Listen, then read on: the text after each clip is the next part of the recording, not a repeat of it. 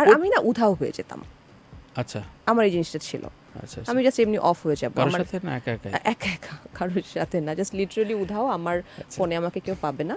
আমি ৩-৪ দিন hibernation, like নাই আমি কোথাও। আচ্ছা। ২০০৭-৮ থেকে রিদি, রিদি হক, রনি, এরা যে আমার বন্ধু, আজকে ১৭-১৮ বছরের বন্ধু আমার। সো ওরাই আমার বন্ধু। ওরা আমার বন্ধু ছিল, ওরা আমার এখনো বন্ধু আছে। আমার বন্ধু, আমি যখন তখন যাকে তাকে বন্ধু বানাই না। সো এইটা কিন্তু এই যে অ্যাকিউজেশনটা আমার, এটা পুরো রং। আচ্ছা আচ্ছা হ্যাঁ, এখন সম্পর্কের ক্ষেত্রে যদি বলেন, আমার সেই অর্থে কোনো খারাপ সম্পর্কের মধ্যে আমি যুক্ত হয়েছি, বিষয়টা এমন না। অপ্রিয় একটা প্রশ্ন করি, সেটা হচ্ছে তানজিম আহমেদ প্রথম পর্যায়ে কিছু ব্যাড সিলেকশন ছিল, বন্ধু বান্ধব, সম্পর্কের জায়গা, ডিরেক্টরের সাথে ওঠা বসা, সেগুলো ভুল ছিল কিনা এটা অনেকে বলে, তোমার কলিগরা বলে। না, না, আমার বন্ধু বান্ধবী ছিল না। হ্যাঁ, ছিল না। আমার জাস্ট আমার পেজ খুলেছি ২০২২ সালে। পেজ না তো, ফেসবুকের যে ফলোয়ার অপশন আমি ওপেন করেছি ২০২২-এ বা ২১-এ। আচ্ছা তার আগে ২০১৪-তে একবার ওপেন করেছিলাম, তখন আমি বন্ধ করে দিয়েছিলাম। তখন মনে হয়েছে যে কি মানুষ উল্টা কি কমেন্টস করছে, আননোন মানুষ আমার ছবি কেন দেখবে, তো প্রাইভেসির মধ্যে ছিলাম। বাট পরে মনে হলো যে কাজের ক্ষেত্রে বা নিজের কাজটাকে প্রমোট করার জন্য আমার ফলোয়ার অপশনটা খোলা উচিত। রাত ৮টা with তানভীর তারেক।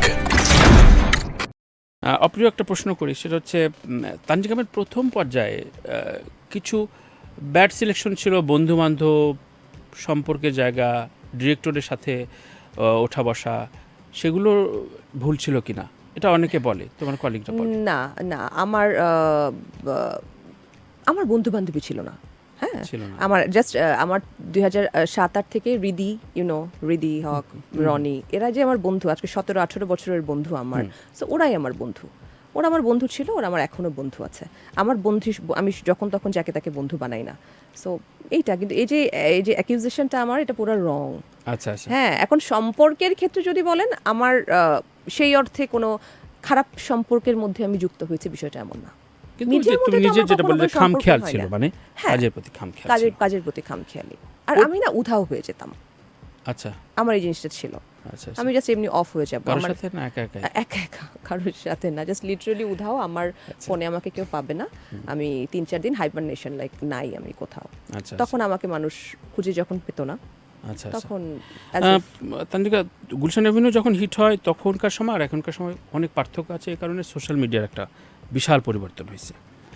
তখন এত অস্থির সময় ছিল না, এখন একদম প্রতি মুহূর্তে মানুষ ক্লিক বাইট চায়, একটু আলোচনায় থাকতে চায়।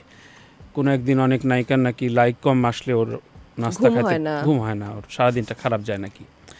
তো এই যে একটা জীবন, এই যে একটা লাইফস্টাইল তৈরি হয়েছে, এইটা কেমন, মানে এটার ব্যাখ্যা দাও কীভাবে, তুমি কীভাবে বিলং করো এই এই লাইফস্টাইলের সাথে? আমি একেবারেই বিলং করি না এটা। আমি আমার পেজ খুলেছি ২০২২ সালে। পেজ না তো, ফেসবুকের যে ফলোয়ার অপশন আমি ওপেন করেছি ২০২২-এ বা ২১-এ। আচ্ছা তার আগে ২০১৪-তে একবার ওপেন করেছিলাম, তখন আমি বন্ধ করে দিয়েছিলাম। তখন মনে হয়েছে যে কি মানুষ উল্টা কি কমেন্টস করছে, আননোন মানুষ আমার ছবি কেন দেখবে, তো প্রাইভেসির মধ্যে ছিলাম। বাট পরে মনে হলো যে কাজের ক্ষেত্রে বা নিজের কাজটাকে প্রমোট করার জন্য আমার ফলোয়ার অপশনটা খোলা উচিত। তাহলে আমি ২১-এ বা ২২-এ আমার ফলোয়ার অপশন ওপেন করেছি। সো আমি আম নট ইনটু দিস, একদম না। আমি যে রিলস মানুষ বানিয়ে ২৪ ঘন্টা দিবে তা না। আমার যারা আমাকে কাপড় দিচ্ছে, পোশাক, তাদেরটা পরে যতটুকু দেওয়ার দিচ্ছি। সো আমি এটার মধ্যে না, আমি কমেন্টসও করতে চাই না তানভীর ভাই। যারা করছে তাদের মতো করছে, নো জাজমেন্ট।